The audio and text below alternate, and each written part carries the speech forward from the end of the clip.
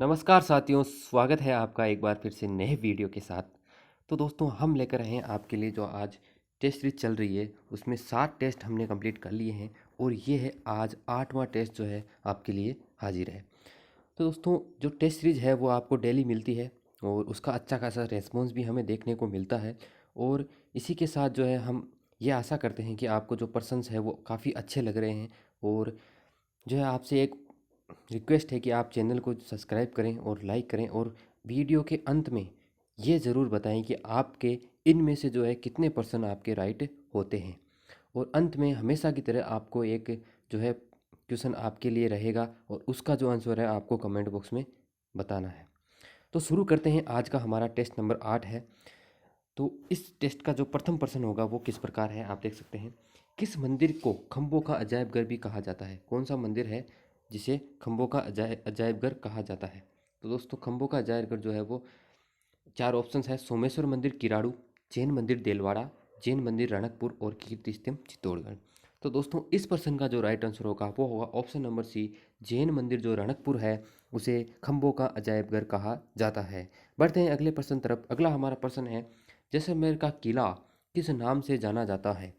दोस्तों, जैसलमेर का किला जो है उसका अन्य नाम क्या है, ये आपको बताना है। 4 ऑप्शंस है: जूनागढ़, धूलगढ़, सोनारगढ़ और लालगढ़। तो दोस्तों, जैसलमेर का किला जो है उसको सोनारगढ़ के नाम से जाना जाता है। तो इस प्रश्न का राइट आंसर होगा ऑप्शन नंबर सी, सोनारगढ़ किला। बढ़ते हैं अगले प्रश्न तरफ। अगला हमारा प्रश्न है, पारंपरिक कलाकार मांगीलाल मिस्त्री किस क्षेत्र में प्रसिद्ध है? जो मांगीलाल मिस्त्री है वह कौन से क्षेत्र में प्रसिद्ध है? ऑप्शंस है कावड़ में, कठपुतली में, मांडना या फड़। तो इस प्रश्न का जो राइट आंसर होगा वो होगा ऑप्शन नंबर ए, कावड़ के लिए प्रसिद्ध जो है वह कलाकार कौन से हैं? मांगीलाल मिस्त्री। बढ़ते हैं अगले प्रश्न तरफ। अगला हमारा प्रश्न है, राजस्थान के लोकप्रिय पर्यटन स्थल सहेलियों की बाड़ी का निर्माण किसने करवाया था? दोस्तों, सहेलियों की बाड़ी जो उदयपुर में स्थित है उसका निर्माण किसने करवाया था? 4 ऑप्शंस है: महाराजा उदय सिंह ने, महाराजा फतेह सिंह ने, महाराजा भूपाल सिंह ने और अंतिम ऑप्शन है महाराजा संग्राम सिंह ने। तो दोस्तों, इस प्रश्न का जो राइट आंसर होगा वो होगा ऑप्शन नंबर 4, महाराजा संग्राम सिंह जो है उन्होंने सहेलियों की बाड़ी का निर्माण करवाया था। बढ़ते हैं अगले प्रश्न तरफ। अगला हमारा प्रश्न है, मत्स्य संघ के प्रशासन को चलाने के लिए गठित मंत्रिमंडल निम्न में से कौन शामिल नहीं था? जो मत्स्य संघ जो प्रशासन था उसको चलाने के लिए मंत्रिमंडल बनाया गया था, उसमें निम्न में से कौन शामिल नहीं था? 4 ऑप्शन है: मास्टर भोलानाथ, चिरंजीलाल शर्मा, डॉक्टर मंगल सिंह और रमेश कुमार। तो दोस्तों, इस प्रश्न का राइट आंसर होगा option number D, Ramesh Kumar जो है इसमें शामिल नहीं थे, बाकी 3 जो थे वो शामिल थे। बढ़ते हैं अगले प्रश्न तरफ। अगला हमारा प्रश्न है, उदयपुर में राजस्थान महिला परिषद की संस्थापक कौन थी? राजस्थान महिला परिषद की संस्थापक कौन थी? 4 ऑप्शन है: शांता त्रिवेदी, कृष्णा व्यास, लक्ष्मी देवी काबरा, कमला स्वाधीन। तो दोस्तों, इस प्रश्न का राइट आंसर होगा option number A, Shanta Trivedi जो है उदयपुर में महिला परिषद की संस्थापक थी। बढ़ते हैं अगले प्रश्न तरफ। अगला हमारा प्रश्न है, वीर विनोद के लेखक कौन? वीर विनोद के लेखक है वह कौन है? सूर्यमल मिश्रण, गौरीशंकर ओझा, कविराज श्यामल दास और केसरी सिंह बारक। तो वीर विनोद के जो लेखक है वह है कविराज श्यामल दास। तो इस प्रश्न का राइट आंसर होगा कविराज श्यामल दास। अगला हमारा प्रश्न है, घटियाला प्राकृत अभिलेख किस प्रतिहार शासक से संबंधित है? जो घटियाला प्राकृतिक अभिलेख है वह कौन से प्रतिहार शासक से संबंधित है? 4 ऑप्शन है: द्वंद, वस्त्राज, नागभट्ट और कनकुका। तो इस प्रश्न का राइट आंसर होगा ऑप्शन नंबर डी, कनकुना से संबंधित जो है प्राकृतिक अभिलेख घटियाला का है वह संबंधित है। बढ़ते हैं अगले प्रश्न तरफ। अगला हमारा प्रश्न है, पिछवाई किस चित्रकला से संबंधित है? पिछवाई जो है कौन सी चित्रकला से संबंधित है? किशनगढ़ शैली से, नाथद्वारा शैली से, अलवर शैली या बूंदी शैली से? तो इस प्रश्न का राइट आंसर होगा ऑप्शन नंबर बी, नाथद्वारा शैली से जो है पिछवाई संबंधित है। बढ़ते हैं अगले प्रश्न तरफ। अगला हमारा प्रश्न है, ऐतिहासिक दृष्टि से अहीर वाटी और किस नाम से जानी जाती है? अहीर वाटी जो है वह और अन्य किस नाम से जानी जाती है? ऑप्शन है मेवाती, मेवाड़ी, राठी, हीर वाली। तो दोस्तों इस प्रश्न का राइट आंसर होगा ऑप्शन नंबर सी, राठी के नाम से जो है अहिरवाटी जानी जाती है। बढ़ते हैं अगले प्रश्न तरफ। अगला हमारा प्रश्न है, मोतीलाल तेजावत ने भीलों का आंदोलन कहाँ से शुरू किया था? सिरोही से, झाड़ोल से, भूला से या बलोरिया से?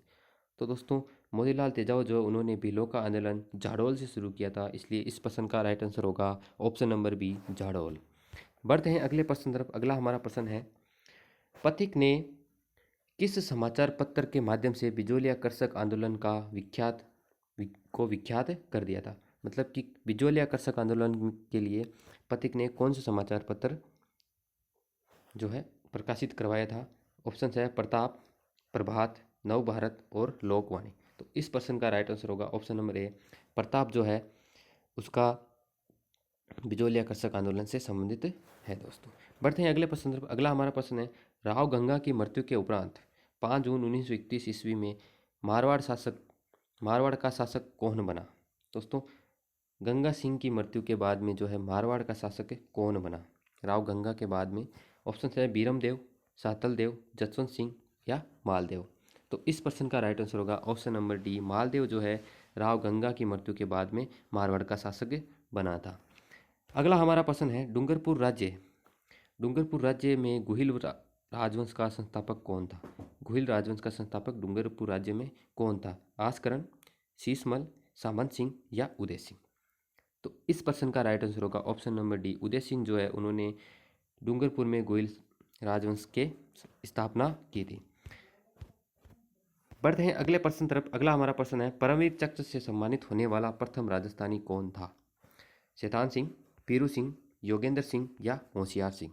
तो दोस्तों परमवीर चक्र से सम्मानित होने वाला प्रथम राजस्थानी जो है पीरू सिंह थे। इसका लिए इस प्रश्न का राइट आंसर होगा ऑप्शन बी, पीरू सिंह।